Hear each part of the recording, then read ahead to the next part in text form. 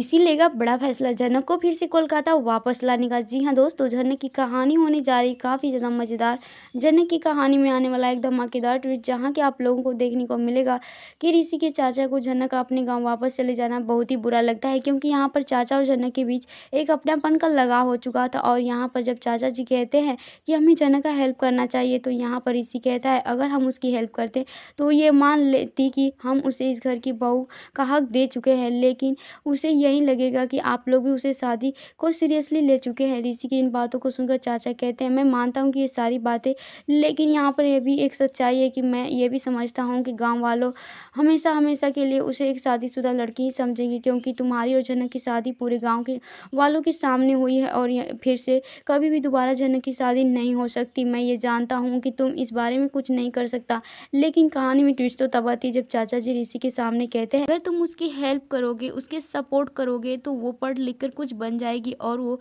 यहाँ कोलकाता में रह करके उसकी पढ़ाई लिखाई अच्छी होगी और उसका भविष्य भी बन जाएगा। यहाँ पर चाचा जी की बातें सुनकर ऋषि के तो होश ही उड़ जाते हैं, क्योंकि यहाँ पर ऋषि तो बिल्कुल भी नहीं चाहता है कि जनक फिर से कोलकाता वापस आए और अदिति और उसके रिश्तों के बीच से फिर से दूरियां आएँ। तो देखना आगे दिलचस्प होगा कि क्या ऋषि चाचा जी की बातों को मानकर फिर से जनक को कोलकाता वापस लाएगा और करेगा जनक के सपनों को पूरा करने में उसकी मदद। आगे की अपडेट के लिए हमारे चैनल को सब्सक्राइब करें। Thanks for watching.